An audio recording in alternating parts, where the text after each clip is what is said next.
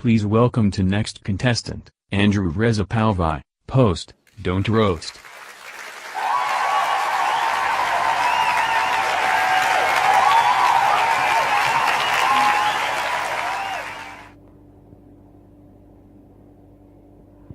You know what is this? Right, this is smartphone, but the people not smart.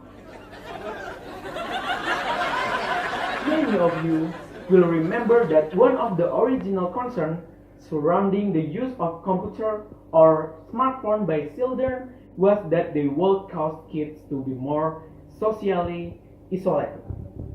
The explosion of email, instant messaging, cellular text messaging, message board, blogs, file sharing, social networking sites, and webcams have allayed those concerns and caused us to ask the exact opposite question. Given the importance teenagers give to their peer relationship, are they too social online for their own emotional health and physical safety, and if so, what can we do about it? Humans are, by their very nature, social beings, but interacting in cyberspace is fundamentally different from the physical world in many ways.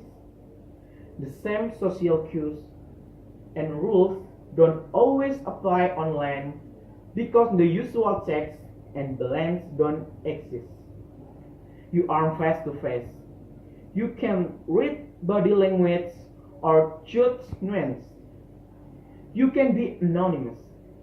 You can impersonate someone else or pretend to be older than you really are.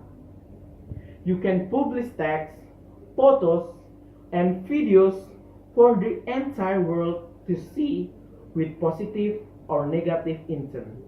And you can do all this at no cost in real time and with little accountability. Things that kids would never say in person find their way online because cyberbullies act with a presumed cloak of invisibility. They think they won't get caught. They think they have the right to post whatever they want regardless of the consequence.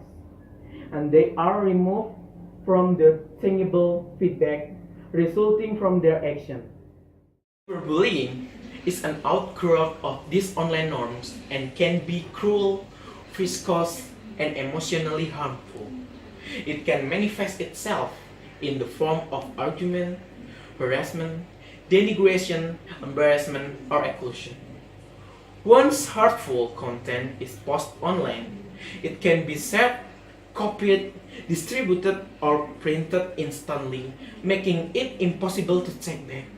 And the emotional scar remains long after the incident is over. The advance in technology have served to make it simple and faster for this harassment to occur, and the growth of the internet as a mainstream medium for communication serves only to provide the cyberbully with a wider audience and broader reach. The reality in Great Neck is that cyberbullying rarely, if ever, originates from school. This is not an accident. It is the direct result of three key factors. 1. The foresight of the Board of Education as reflected in its internet policies. 2. The filtering system we have chosen to use to enforce those policies. And 3. The vigilance and concern of the staff who work with our students every day. The board policy on computer network and internet acceptable. Use prevent cyberbullying in our school in many ways. First, the policy prohibits the personal use of the internet including student email.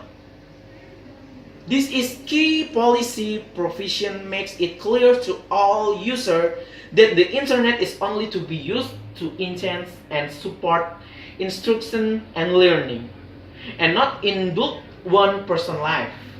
Second, the policy prohibits unmediated online communication, such as chat room, instant messaging, and message board.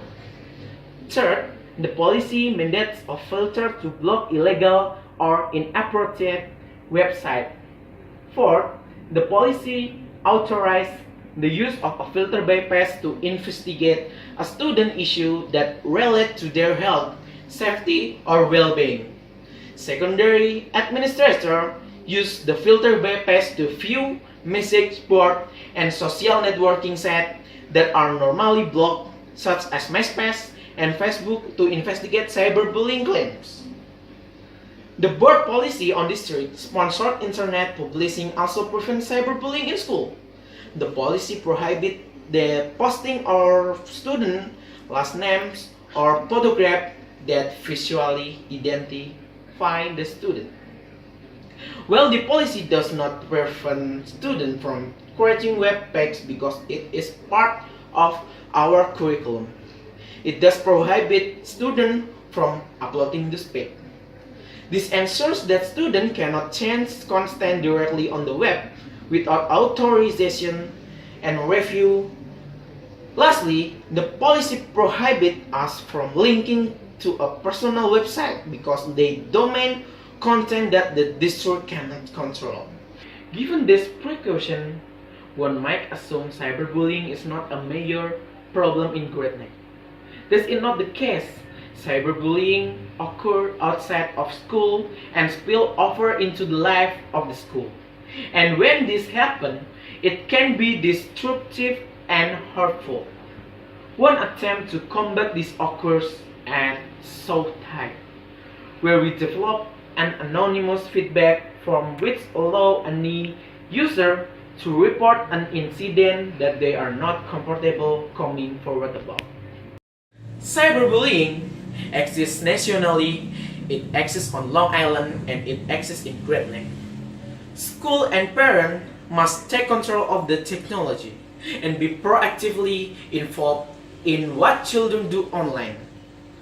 Impose limits, expect responsibility, demand accountability, and keep the lines of communication open.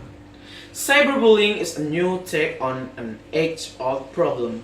It is manifestation of real-world bullying but has its own unique characteristic that we must understand in order to combat effectively. We must be vigilant, both in school and at home, to be sure we know what our children are doing online and not always assume that they are doing the right thing. It is important to trust our children, but it is even more important to teach them, to supervise them, to protect them, and to let them know that cyberbullying is totally unacceptable and will not be tolerated here. Mr. Toastmaster,